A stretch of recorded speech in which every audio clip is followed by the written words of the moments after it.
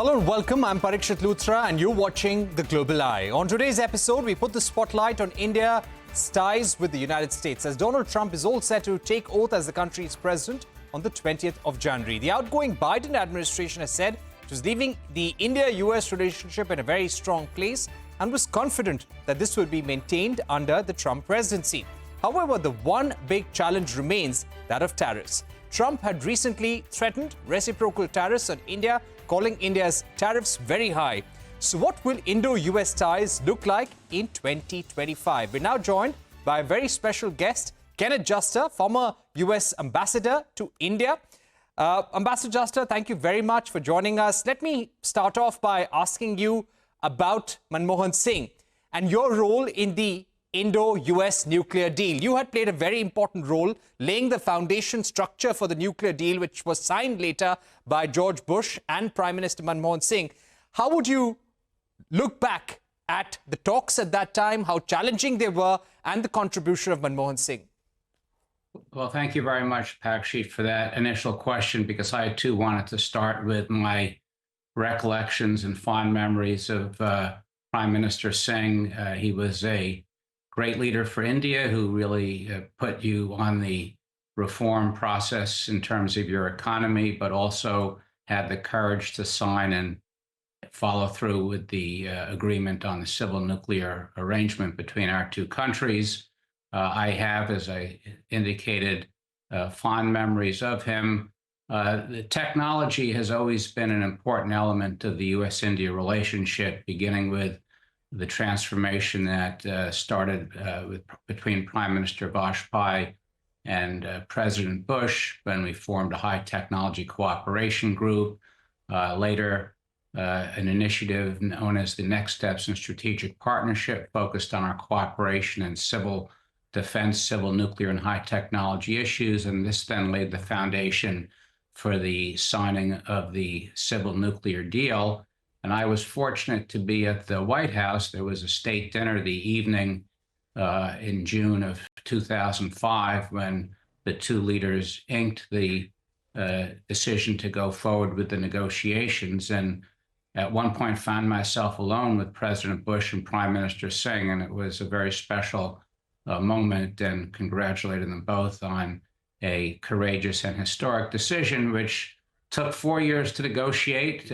Negotiations between our two countries always take a bit of time, but really further transformed the relationship upon which both sides have continued to build with great success from administration to administration in both countries with changes of government.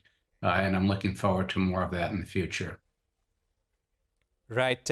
Ambassador Juster, how would you describe the current play between India and United States in the past few months? While there has been momentum, there is also an indication that Indo-US ties have come under strain.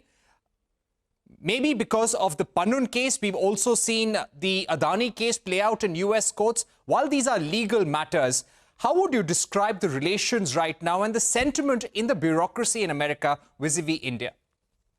I think the relationship is very strong. Like any two countries, there will be issues that arise from time to time.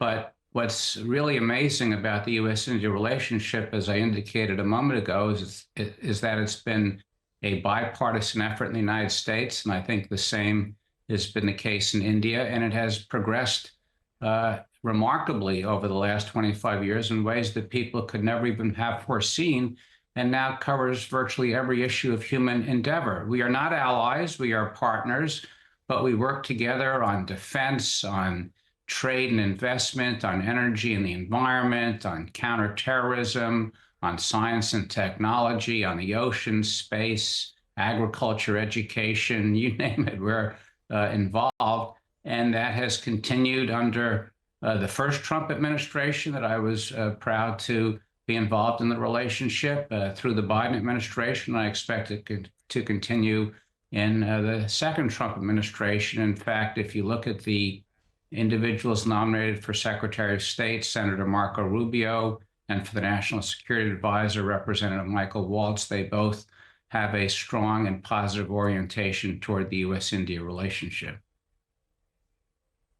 Right. I would also like to ask you about Donald Trump's priorities from Trump 2.0, the cabinet that has been put together, and his messaging during the campaign. What do you think will be his immediate priorities vis-a-vis India?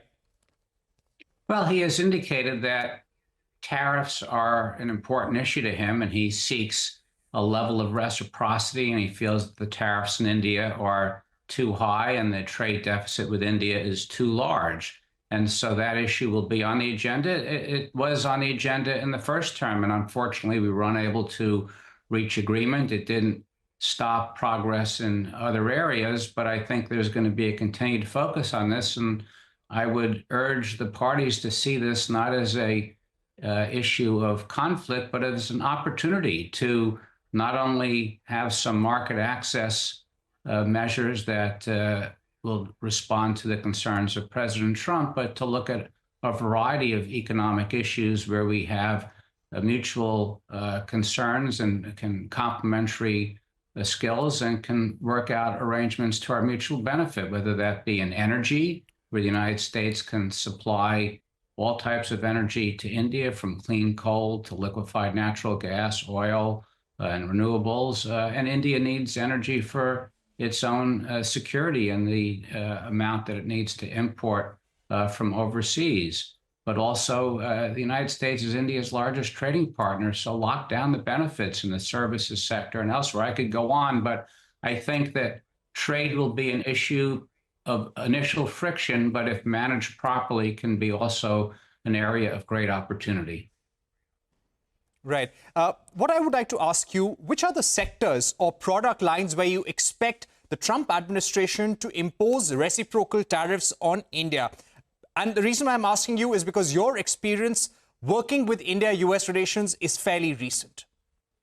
Yeah, I'm not enough into the weeds to know the exact product lines that will be a point of focus. I will say in the last administration, there were concerns about imports of certain agricultural products, including dairy and a few others, medical devices, and some products in the information technology sector. And these were the reasons why, under the review required under our statute providing the generalized system of preferences, we had to try to negotiate market access in those areas. And despite the valiant efforts on both sides and almost 2 years of negotiations, we were unable to reach agreement. And that's one reason why the U.S. Trade Representative was compelled to have to eliminate the generalized system benefits for India, GSP, generalized system of preferences for India. But my hope is that those issues can be resolved. There may be others, and that, again, we can move forward in ways that are mutually beneficial across a range of economic issues. Right.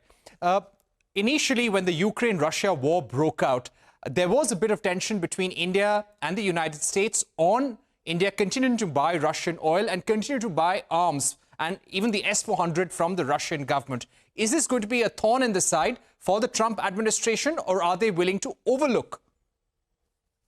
Well, I don't know that it may go either as a thorn or as overlooking. I think some of it will depend on how the Russia-Ukraine negotiations unfold.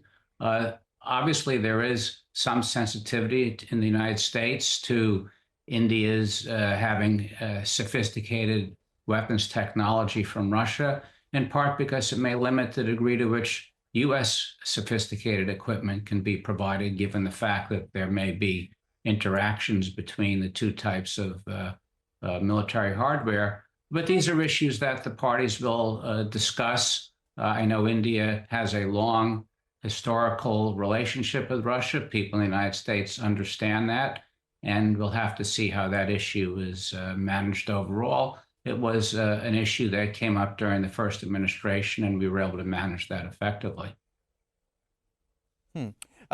When you speak about immigration, Trump, during the campaign, had proposed that foreign students graduating from U.S. colleges, especially from India and China, should automatically get green cards.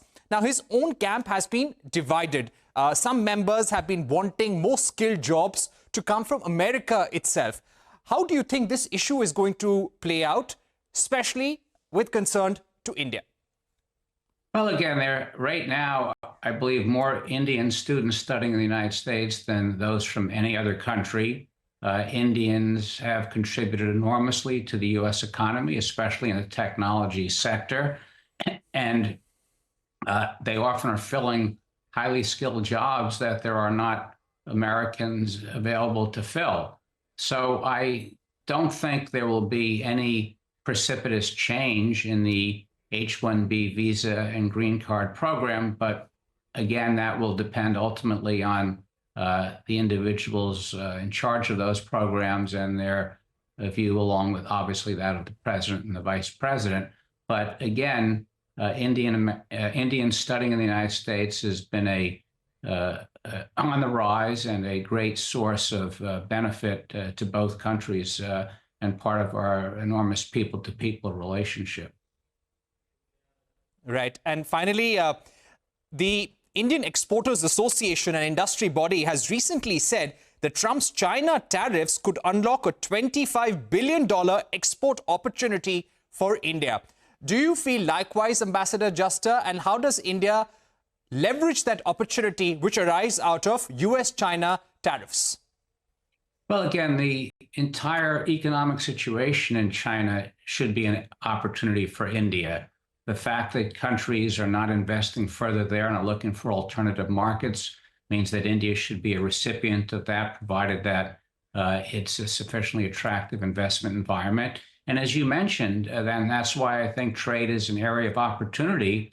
If there are going to be restrictions on imports from China, those will be filled by other countries. And in fact, during the first Trump term, India was one of the countries that benefited with increased exports to the United States. And what India should be focused on is making sure that it can reach an agreement with the Trump administration on broader trade issues so that it doesn't have tariffs blocking its exports itself. And that will require some increased market access in certain areas to be negotiated by the parties.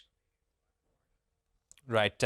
Thank you so much for those valuable views, Ambassador Juster. Let's hope that India-US ties only go stronger in the days to come. Hope to have you again on Global Eye. On that note, we take a short break here on the show, but don't go anywhere. 2024 has been a year of escalating conflicts in the Middle East.